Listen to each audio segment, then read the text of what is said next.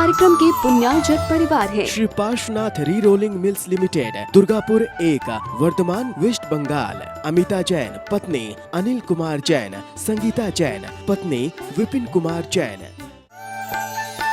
मानक चंद, कमला देवी, राकेश, नीतू, ऋषभ और Ayushi Musharraf, B123, Sethi colony, Jaipur. स्वर्गीय माता सीतावंती, धर्मपत्नी स्वर्गीय मास्टर नत्थू राम जी मुन्हानी की स्मृति में Shri Surendra Jain, Kanta Jain, Shri Ashok Jain, Neelam Jain, Shri Pankaj Jain, Amita Jain, Shri Rajneesh Jain, Deepika Jain, Shri Rishabh Jain, Mudit Jain, SKJ rubber corporation, Delhi. Shri Digambar Jain Mahila Shastra Sabha, Suryanagar, Ghaziabad.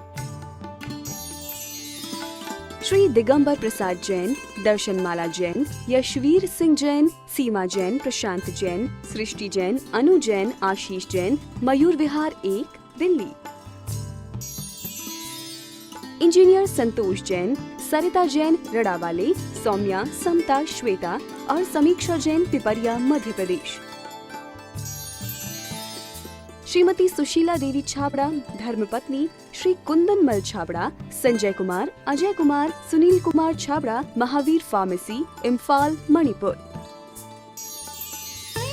Shri Padamchand Jain, Shrimati Sushila Jain, Shri Sudarshan Jain, Shrimati Shweta Jain, कुमारी भानवी जैन, मालवीय नगर, जयपुर, राजस्थान। जय जिनेन्द्र तज्जयति परम ज्योति, समं समस्तैरनन्त पर्यायै, दर्पण तलैव सकला प्रतिफलति पदार्थ मालिका यत्र। पंच परमेष्टि भगवान की जय। सकल चारित्र के अधिकार का व्याख्यान चल रहा है, जिसमें पिछली ज्ञानशाला की कक्षाओं में हमने मुनि महाराजों के मूल गुणों आदि का वर्णन पढ़ते हुए निश्चय और व्यवहार के स्वरूप को समझा। पिछली ज्ञानशाला की कक्षा में हमने देखा था कि जो रत्नत्रय है, सम्यक दर्शन, सम्यक ज्ञान और सम्यक चारित्र, इन तीनों का जो स्वरूप में एक साथ जो रत्नत्रय है वह किस प्रकार का है, किन्हीं अपेक्षा से कोई उसे बंध का कारण मानते हैं और आचार्य भगवान यहाँ उसे मोक्ष का कारण कह रहे हैं। शुभोपयोग और शुद्धोपयोग दोनों के अंतर को समझा था।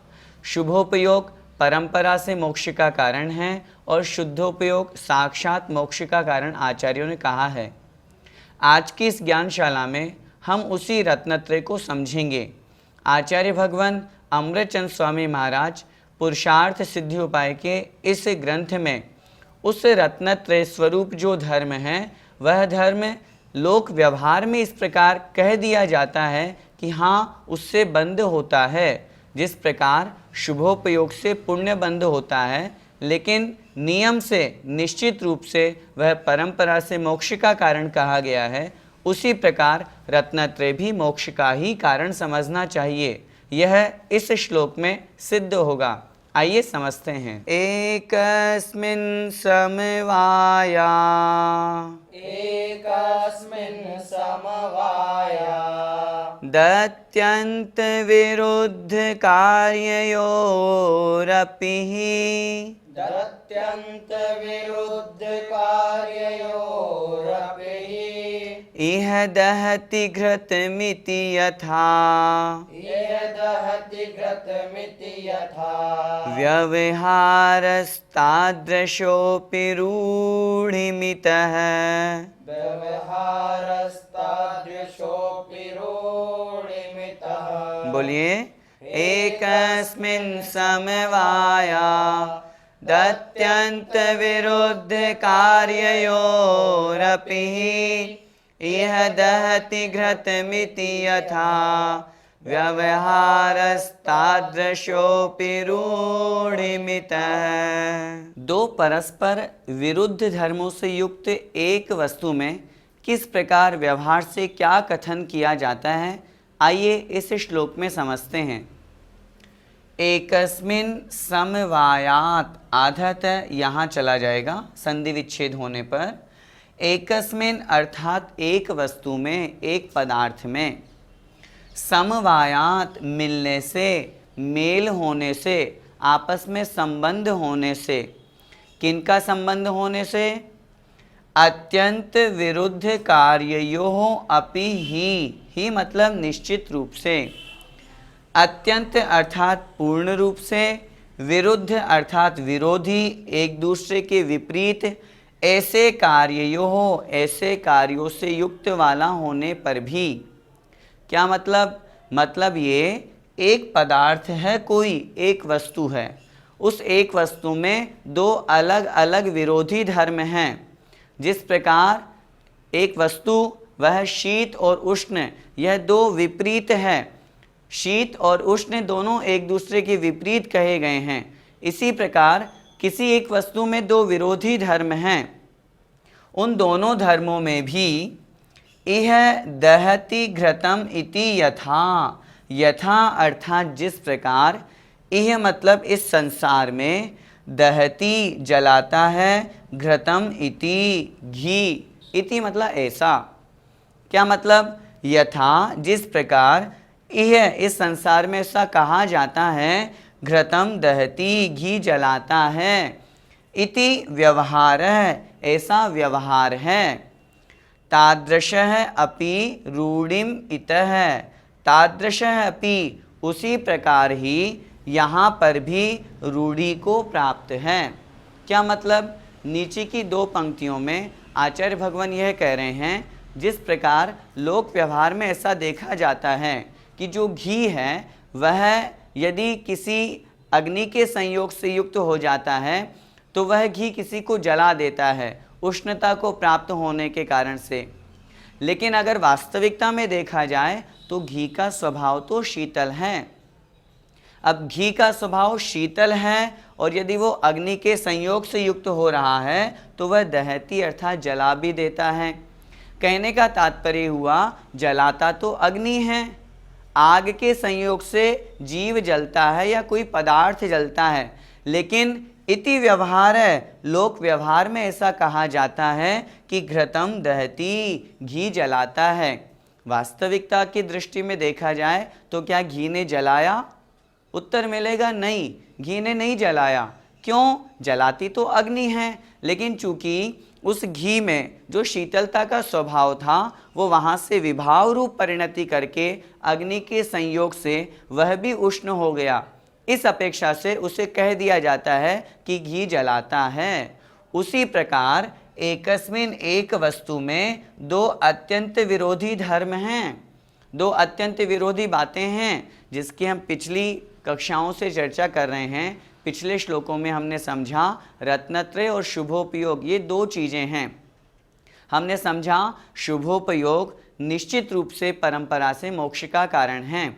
आचार्य वीरसेन स्वामी महाराज धवलाकार, जो कि पूर्णतया 11वें गुणस्थान से शुद्धोपयोग मानते हैं, यदि हम शुभोपयोग का बंध का कारण मानेंगे, शुभोपयोग को संसार का कारण मानेंगे, तो 10वें गुणस्थान के अंत में जो प्रचंड मोहनीय कर्म क्षय हुआ अथवा उपशम को प्राप्त हुआ वो शुभोपयोग से ही तो हुआ। हम शुभोपयोग को है ही कैसे कह सकते हैं? हम शुभोपयोग को बंध का कारण कैसे कह सकते हैं? इसलिए दृष्टि की अपेक्षा से अपने को विचार करना है। रत्नत्रय को जो बंध का कारण मानते हैं उसके लिए आचार्य भगवान ये श्लोक कह रहे हैं। कुछ लोग हैं जो कहते हैं रत्नत्रय से बंध होता है। मेरे भैया, यदि रत्नत्रय से बंध मानेंगे तो फिर मोक्ष किससे मानोगे? रत्नत्रय तो नियम से मोक्ष का ही कारण है, लेकिन जब शुभोपयोग और रत्नत्रय दोनों एक स्थान पर मिल जाते हैं, ऐसे गुण स्थान की अपेक्षा से व्यवहार में ऐसा कह दिया जाता है कि हाँ वहाँ पर पुण्य बंध हो रहा है। लेकिन जिस प्रकार व्यवहार में कह दिया जाता है कि घी ने जलाया, वास्तव में घी ने नहीं जलाया, जलाया तो अग्नि ने ही है। व्यवहार से ऐसा कह दिया जाता है। उसी प्रकार रत्नत्रय शुभोपयोग ये नियम से मोक्ष के कारण ही कहे गए हैं। व्यवहार में ऐसा कह दिया जाता है कि उस अवस्था में उसके पुण्यबंध हो रहा है। एक बार फिर से पूरे श्लोक को समझें, अच्छी प्रकार से समझें। इसलिए समझें, आचार्य अमृतचंद स्वामी महाराज की दृष्टि को हमें समझना है। जो लोक व्यवहार में या बहुत से लोगों के बीच में इस तरह की मिथ्या मान्यता है, हमें रत्नत्रय को धारण नहीं करना।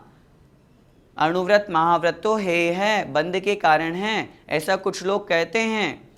स्पष्ट समझना है आचार्य भगवान अमृतचंद स्वामी महाराज क्या कह रहे हैं।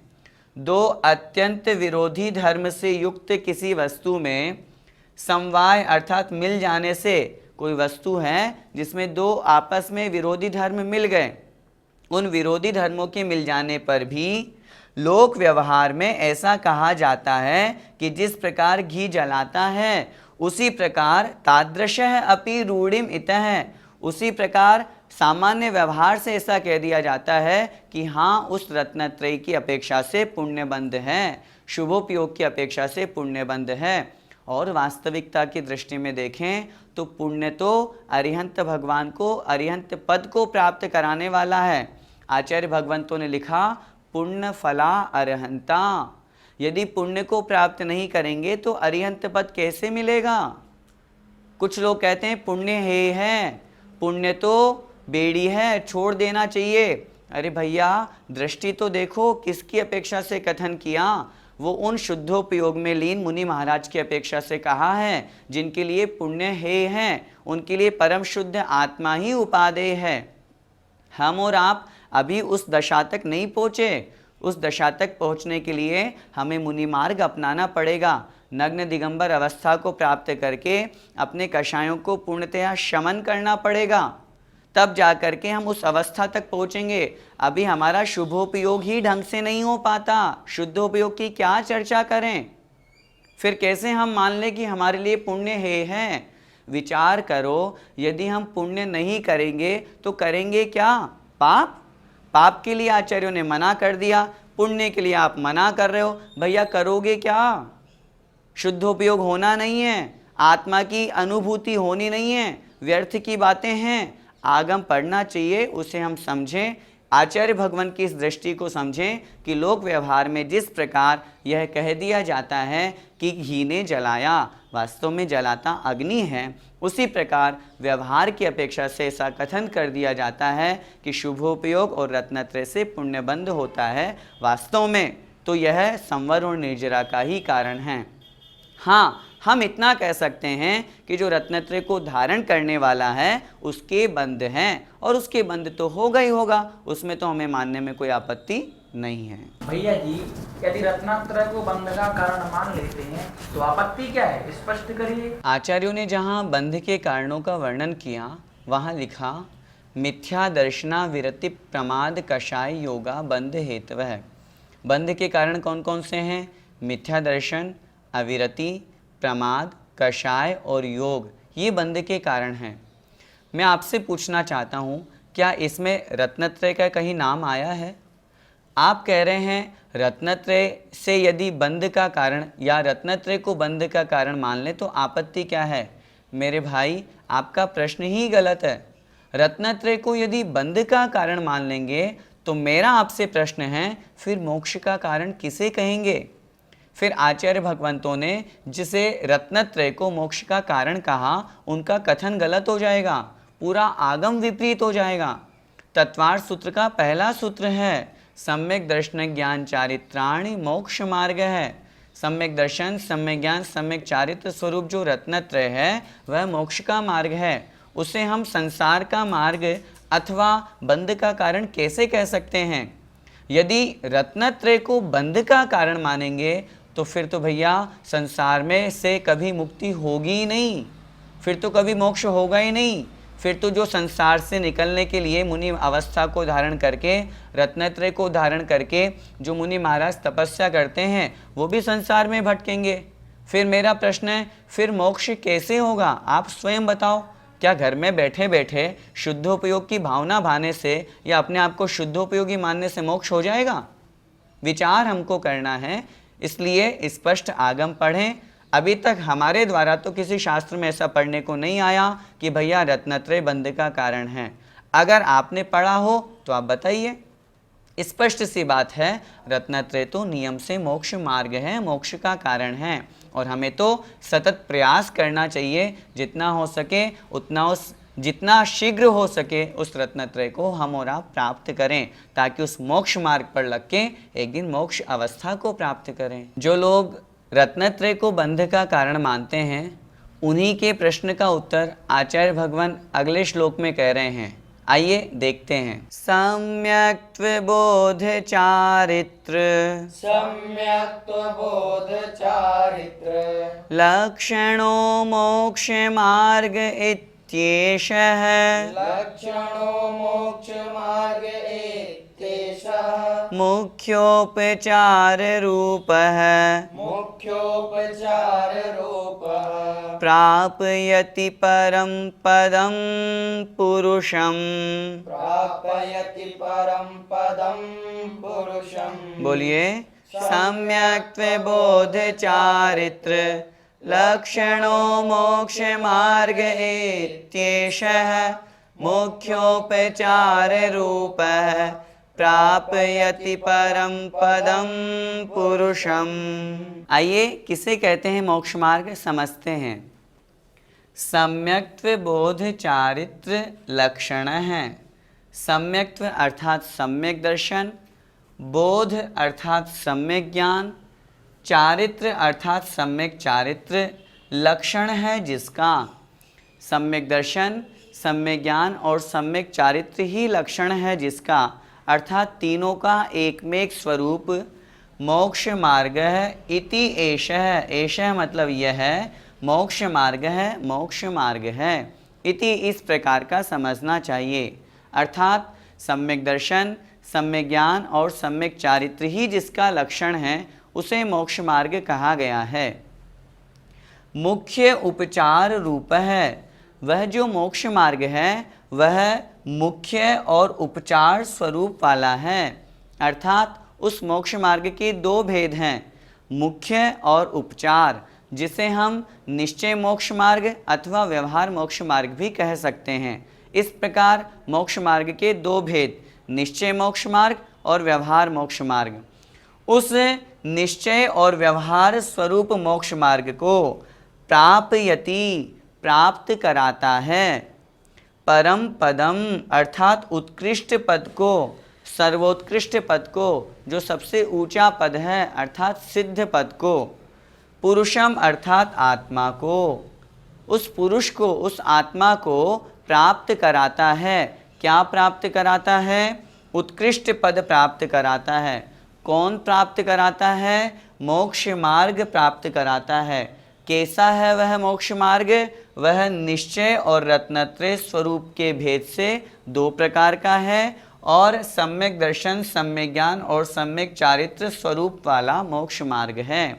ऐसा वह मोक्ष मार्ग उस निश्चित सिद्ध जीव आत्मा को, उस मोक्ष अवस्था को, उत्कृष्ट पद को प्राप्त कराता है। क्या कहा इस श्लोक में?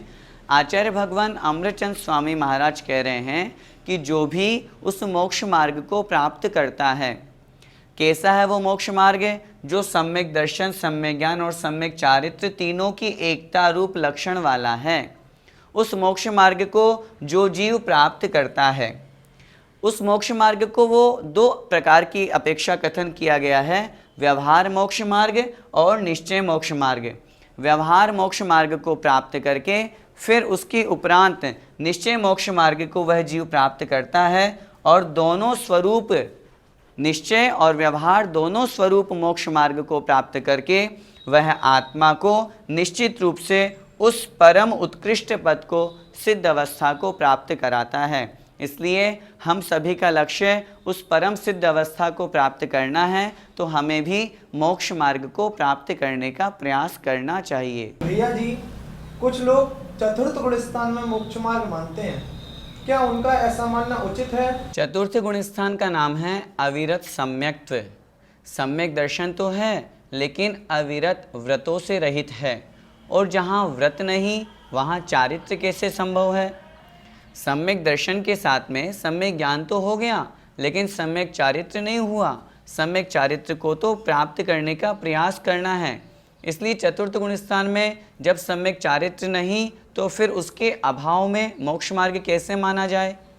अभी जो हमने श्लोक पढ़ा, आचार्य भगवान ने स्वयं लिखा, सम्यक दर्शन, सम्यक ज्ञान और सम्यक चारित्र लक्षण वाला ही मोक्ष मार्ग है। आचार्य उमा स्वामी महाराज ने पहला सूत्र लिखा, सम्यक दर्शन ज्ञान चारित्राणि मोक्ष मार्ग है। सम्यक दर्शन, सम्यक ज्ञान और सम्यक चारित्र तीनों की एकता मोक्ष मार्ग है। जहाँ पर तीनों मिलेंगे वहीं से मोक्ष मार्ग प्रारंभ होगा।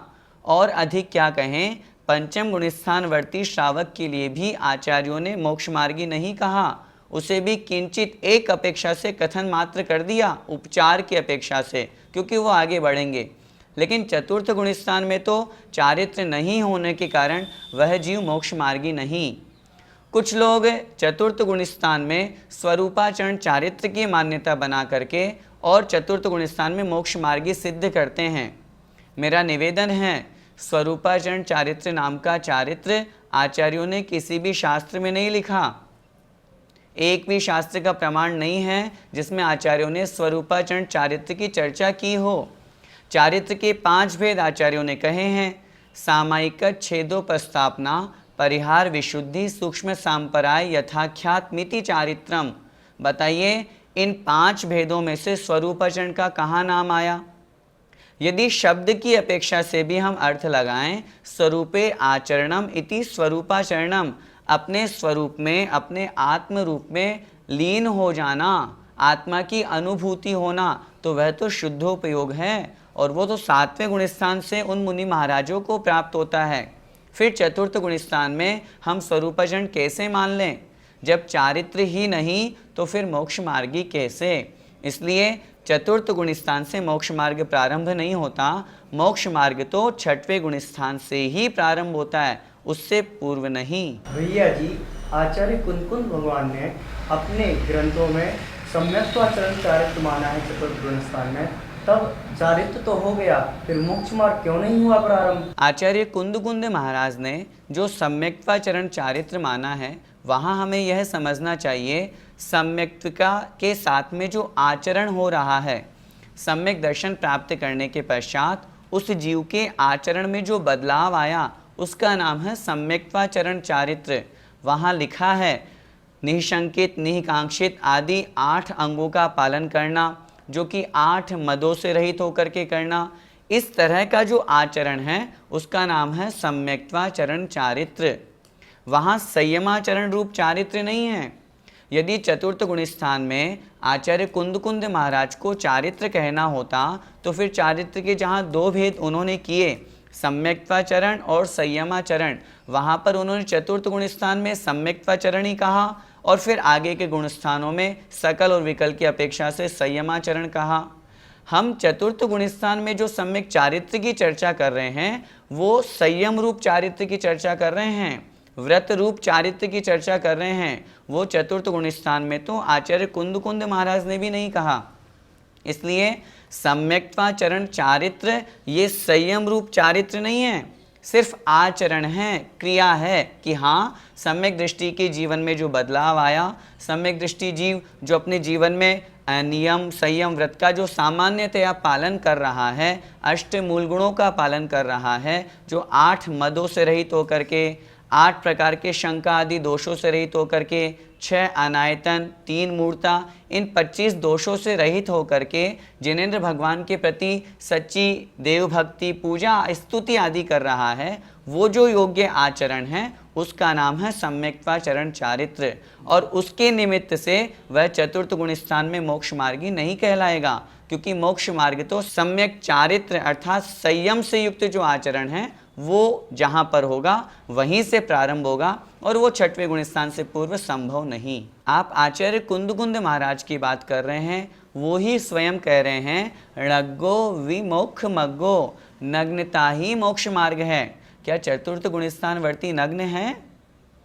6ठे गुणस्थान में जहाँ मुनि अवस्था प्राप्त होती है, वहाँ पर नग्न दिगंबर अवस्था को प्राप्त करके, पूर्ण रूप से संयम को प्राप्त करके, महाव्रतों का पालन करके वह जीव उस नग्नता को, दिगंबरत्व को प्राप्त होता है और वहीं से मोक्ष मार्ग प्रारंभ है। उससे पूर्व 3 काल में संभव नहीं। जय जिनेन्द्र। इस कार्यक्रम के पुण्यार्जक परिवार हैं Shri Parshwanath re rolling mills limited, Durgapur 1, Bardhaman, West Bengal. Amita Jain पत्नी अनिल कुमार जैन, संगीता जैन पत्नी विपिन कुमार जैन। मानक चंद, कमला देवी, राकेश, नीतू, ऋषभ और आयुषी मुशरफ, B123, सेठी कॉलोनी, जयपुर। स्वर्गीय माता सीतावंती, धर्मपत्नी स्वर्गीय मास्टर नत्थू राम जी मुन्हानी की स्मृति में Shri Surinder Jain, Kanta Jain, Shri Ashok Jain, Neelam Jain, Shri Pankaj Jain, Amita Jain, Shri Rajneesh Jain, Deepika Jain, Shri Rishabh Jain, Mudit Jain, SKJ rubber corporation, Delhi. Shri Digambar Jain Mahila Shastra Sabha, Suryanagar, Ghaziabad. Shri Digambar Prasad Jain, Darshanmala Jain, Yashveer Singh Jain, सीमा जैन, प्रशांत जैन, सृष्टि जैन, अनु जैन, आशीष जैन, मयूर विहार 1, दिल्ली। इंजीनियर संतोष जैन, सरिता जैन, रड़ावाले, सौम्या, समता, श्वेता और समीक्षा जैन, पिपरिया, मध्य प्रदेश। श्रीमती सुशीला देवी छाबड़ा, धर्मपत्नी श्री कुंदन मल छाबड़ा, संजय कुमार, अजय कुमार, सुनील कुमार छाबड़ा, महावीर फार्मेसी, इम्फाल, मणिपुर। श्री पदमचंद जैन, श्रीमती सुशीला जैन, श्री सुदर्शन जैन, श्रीमती श्वेता जैन, कुमारी भानवी जैन, मालवीय नगर, जयपुर, राजस्थान।